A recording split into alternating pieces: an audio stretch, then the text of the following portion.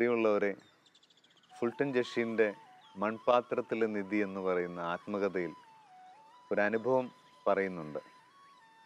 Pacific ദ്വീപുകളിലെ ഒരു പാപത്തെക്കുറിച്ചാണ് പറയുന്നത്. ആ പാപത്തിൻ്റെ പേര് കായ്പോ. അതൊരു വലിയ പാപമായിട്ടാണ് കരുതുന്നത്. കായ്പോ എന്ന വാക്കിൻ്റെ അർത്ഥം ഒറ്റയ്ക്കിരുന്ന് ഭക്ഷണം കഴിക്കുക എന്നുള്ള.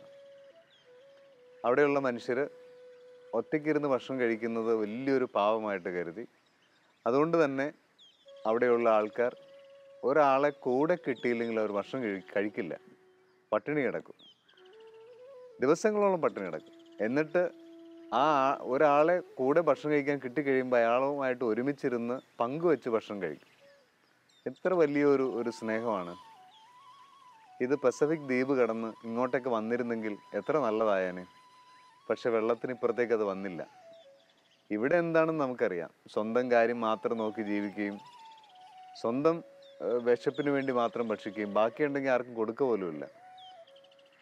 ആ സംസ്കാരം ഇങ്ങോട്ട് വന്ന എത്ര നന്നായിരുന്നു. പ്രിയമുള്ളവരെ, എന്തുമാത്രം ഭക്ഷണമാണ് വേസ്റ്റാക്കി കളയുന്നത്. ക്രിസ്മസ് പോലെയുള്ള പെരുന്നാളുകൾ വരുമ്പോൾ എല്ലാ വീടുകളിലും ഭക്ഷണത്തിൻ്റെ ആധിക്യമാണ്. അല്ലാത്ത ദിവസങ്ങളിലൊക്കെ ഒരു കറിയൊക്കെ കൂട്ടി കഴിക്കുന്ന മനുഷ്യർ എല്ലാ തരത്തിലുള്ള വിഭവങ്ങളും റെഡിയാക്കും. ഒന്ന് ഓർക്കണം, പസഫിക് ദ്വീപ് പോലുള്ള ഒരു സംസ്കാരം ലോകം മുഴുവൻ ഉണ്ടായിരുന്നെങ്കിൽ പട്ടിണി കിടന്ന് ആരും മരിക്കില്ലായിരുന്നു. 25,000-ലധികം പേര് ഒരു ദിവസം പട്ടിണി കിടന്ന് മരിക്കുന്നുണ്ടെന്നാണ് കണക്ക്. ഈ ക്രിസ്മസ് കുറച്ചുകൂടി ഒന്ന് ഭക്ഷണത്തെ ആദരവോടെ കാണാനുള്ള ഒരു തിരുനാളായിട്ട് എടുക്കാം. കുറച്ചുകൂടി പട്ടിണി കിടക്കുന്ന മനുഷ്യരെ മനസ്സിലാക്കാനും അവർക്ക് എന്തെങ്കിലുമൊക്കെ ഒന്ന് ഭക്ഷണമായിട്ട് കൊടുക്കാനും ഒരു മനസ്സുകൊണ്ടൊന്ന് ആഗ്രഹിക്കാം. എല്ലാറ്റിനേക്കാളും ഉപരി നമ്മുടെ വീട്ടിലുള്ള മക്കളോടും എല്ലാവരോടൊക്കെ പറയാം, ഭക്ഷണം വേസ്റ്റ് ചെയ്യല്ലേ. മറ്റൊരു കാര്യമുള്ളത്, ഭക്ഷണത്തിന് മുമ്പിലിരിക്കുമ്പോൾ അത് രൂപപ്പെടുത്തിയ ആൾക്കാരെ ഒന്ന് ഓർക്കുക.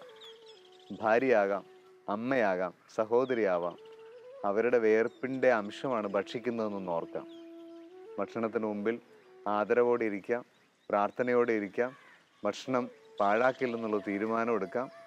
അങ്ങനെ കുറച്ചുകൂടി അന്നത്തെ ആദരവോടെ കാണുന്ന ഒരു ക്രിസ്മസ് ഉണ്ടാകട്ടെ. നന്ദി.